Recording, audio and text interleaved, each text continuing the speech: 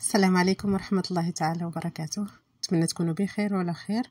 مرحبا بكم معايا في فيديو جديد. فيديو ديال اليوم ان شاء الله غادي نشارك معكم معسله واحده اخرى من معسلات رمضان بشنيخه او شباكيه الحليب. خليكم معايا باش تشوفوا المكونات وطريقه التحضير.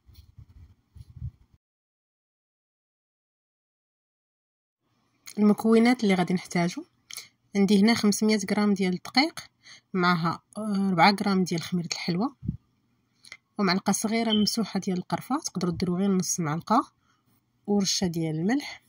نحتاجو السكر بنكهه الفانيلا، كيس واحد،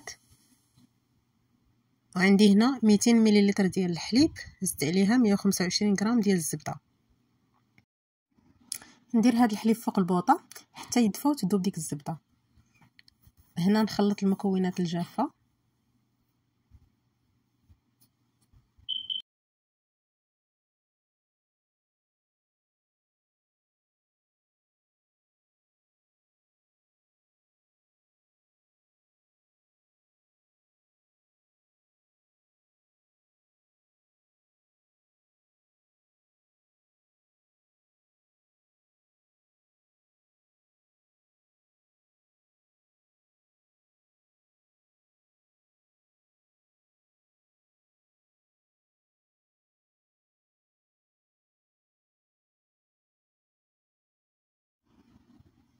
صافي الحليب كما شفتوا سخون مزيان والزبده دابت.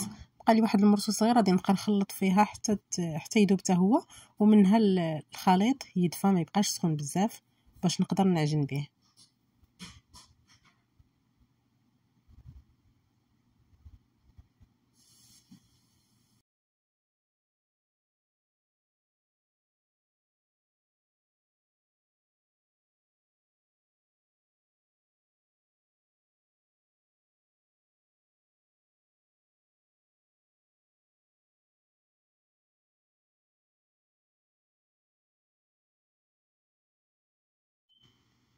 صافي غادي نجمع هاد العجينه، نكب عليها الحليب والزبده.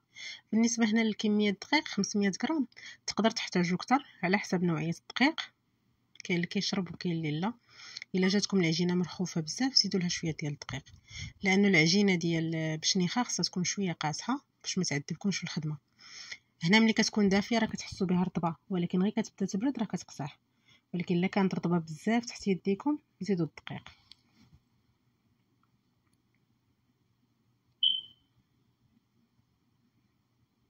ما تحتاج لا دليك لا والو، غير كنخلط هاد المكونات مزيان مع بعض وتجمع عندي العجينه صافي. وغادي نقسمها ونشكلها كويرات صغار باش تجيني سهله في الخدمه.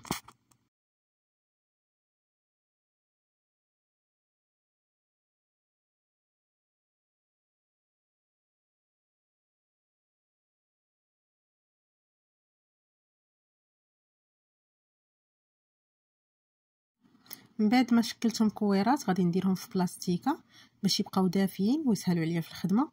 هنا خديت اول كويره، رشيت بالدقيق، غادي نسرحها، ومن بعد غادي ندوزها في آلة ديال التوريق باش تكون هاد العجينه متساويه، ما تكونش رقيقه بزاف.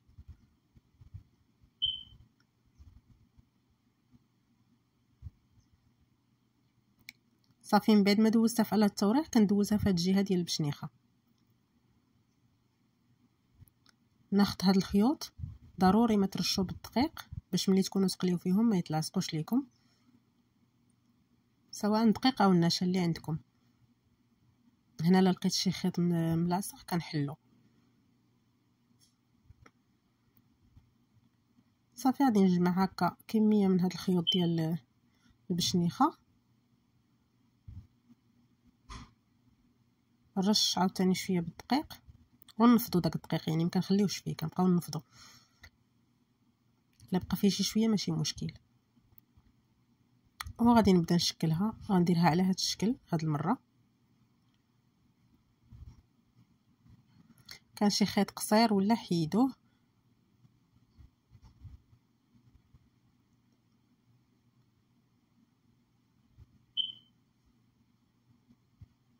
صافي من بعد كنضغط مزيان باش ما تحلش ليا في القلي.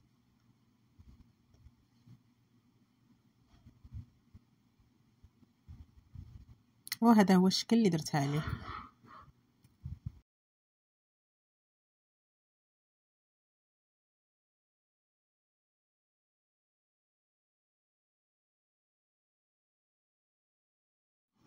غنستمر على هذا الشكل حتى نكمل الكميه كامله اللي عندي، عاد ندوز باش نقليهم.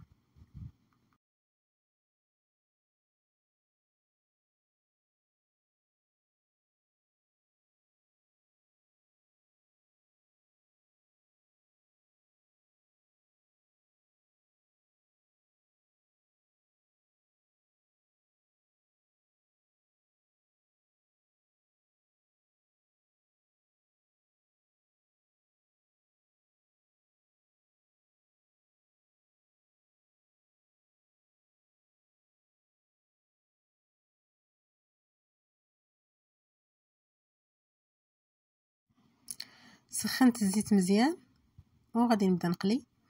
نقصت البوطه، غادي نرمي كميه من هاد البشنيخه في المقله وغادي نبقى نحرك باش هكا كلها تاخذ نفس اللون.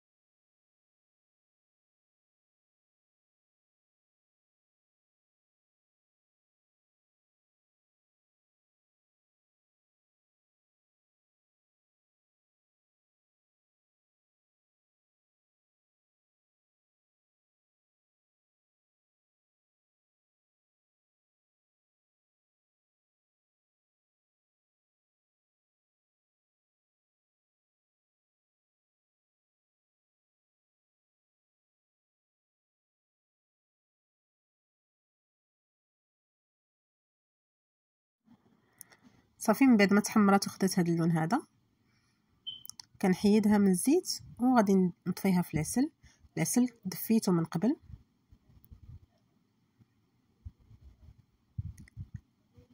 نخلي هذه الكميه الاولى في العسل تشرب ونقلي الكميه الثانيه.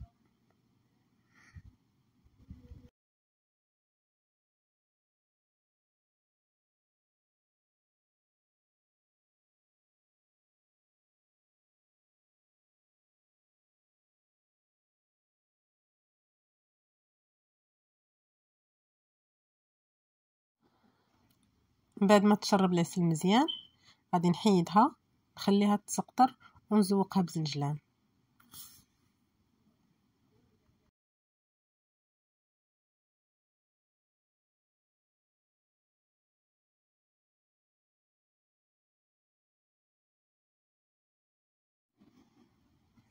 وهذه هي البشنيخه من بعد ما تسقطرات من العسل زوقتها بهذا الشكل هذا. كما شفتوا داك القنت اللي جمعتها به هو اللي درت فيه الزنجلان. كتجي على هذا الشكل. نتمنى انكم تجربوها وتنال اعجابكم. هنا نكون وصلنا لنهايه الفيديو. نتلاقاو في فيديو جديد ان شاء الله. مع السلامه.